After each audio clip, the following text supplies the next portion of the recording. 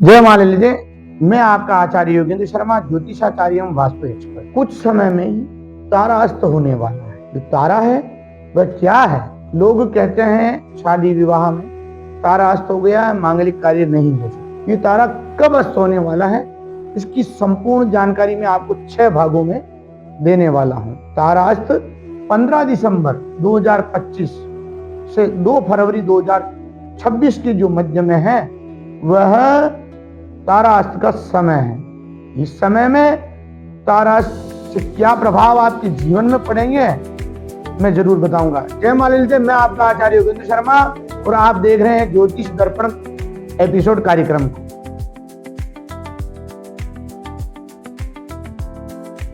प्रिय दर्शकों, आज हम बात करने वाले हैं एक अत्यंत महत्वपूर्ण अवधि की, तारास्त काल। 15 दिसंबर 2025 से 2 फरवरी 2026 तक का कई शुभ नक्षत्र अस्त रहेंगे और इस अवधि का प्रभाव हम सबके जीवन पर भी पड़ेगा। कौन से कार्य वर्जित रहने वाले हैं और कौन से कार्य क्षेत्रों में हमें सावधानी बरतने की आवश्यकता है और क्या करना हमें इस समय चाहिए, आज हम इन सब का गहराइयों से विश्लेषण करेंगे। पहले तो तारास्त क्या है इसको समझिए।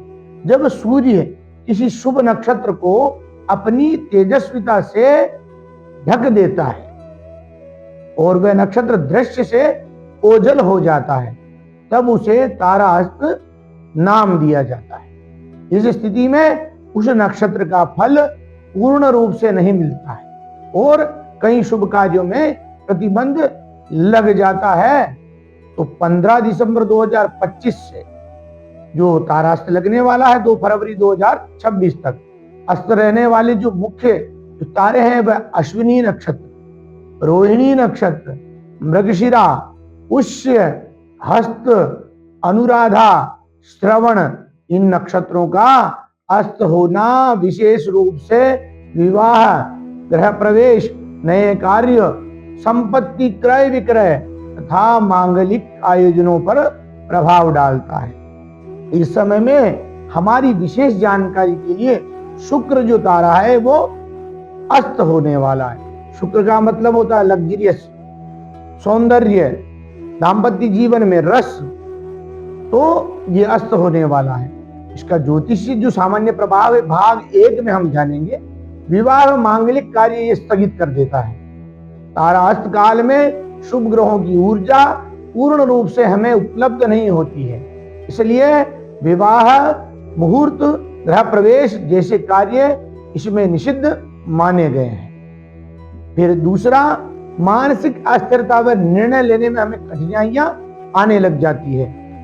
अश्विनी, मृगशिरा और रोहिणी का अस्त होना मन और सोच पर बहुत ही गहरा प्रभाव डालता है। ज्ञान व संयम की आवश्यकता रहने लग जाती है इस समय में और आर्थिक उतार चढ़ाव भी रहता है जीवन। मनुष्य के जीवन में पुष्य व अनुराधा के अस्त रहने से व्यापारिक योजनाएं धीमी गति से चल सकती है। निवेश सोच समझकर करना चाहिए इस समय में। पारिवारिक संबंधों में संवेदनशीलता आ जाती है। हस्त और श्रवण तारा के नक्षत्र के अस्त होने से पारिवारिक संवाद में गलतफहमियां बढ़ जाती है।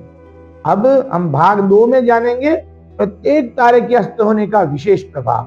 जो अश्विनी तारा अस्त होता है तब यात्राओं में बाधाएं आती है, वाहन संबंधित निर्णय को टालना पड़ता है। अब रोहिणी तारा जो नक्षत्र है, धन संबंधी कार्यों में सावधानी बरतनी पड़ती है। कृषि, अन्य अन्न व उत्पाद क्षेत्र में धीमी गति आ जाती है। मृगशिरा नक्षत्र तारास्त होने पर नौकरी व व्यवसाय में देरी हो जाती है। नए स्टार्टअप शुरू करने से बचें।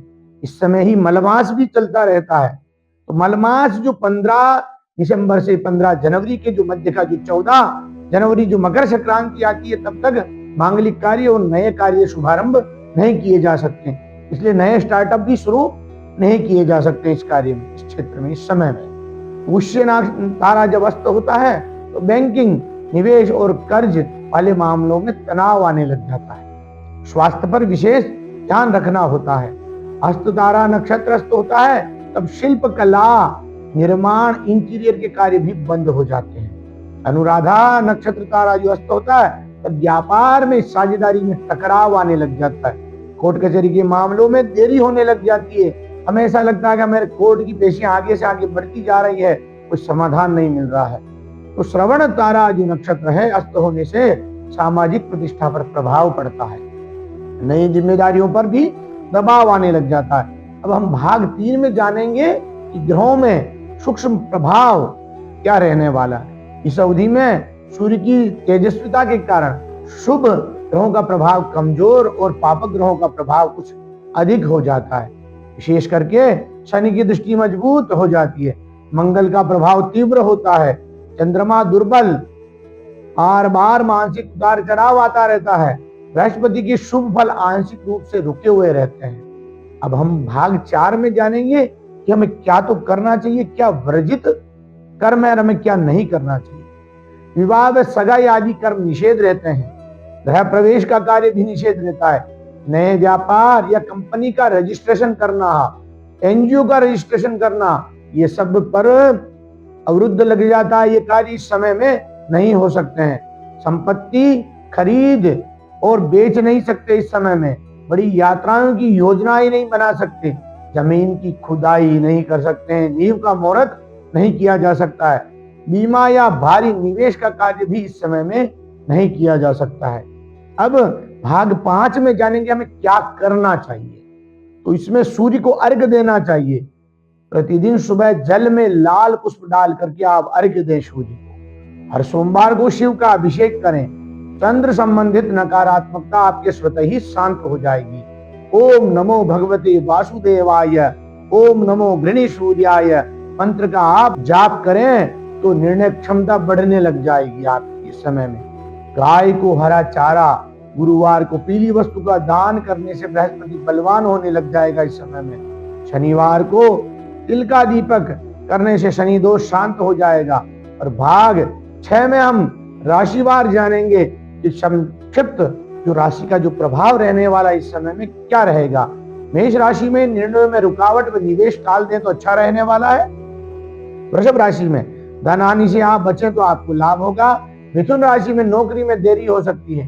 कर्क राशि से स्वास्थ्य संवेदनशील रह सकता है। सिंह राशि में प्रतिष्ठा मामलों में सावधानी बरतें। कन्या राशि में संबंधों में गलतफहमी आ सकती है। तुला राशि में व्यवसाय धीमा रह सकता है। वृश्चिक राशि में मानसिक तनाव आ सकता है। धनु राशि में यात्रा में बाधा आ सकती है। मकर राशि में परिवार में विवाद हो सकता है। कुंभ राशि में धन अटक सकता है। मीन में भाग्य रुका लेकिन आध्यात्मिकता बढ़ सकती है।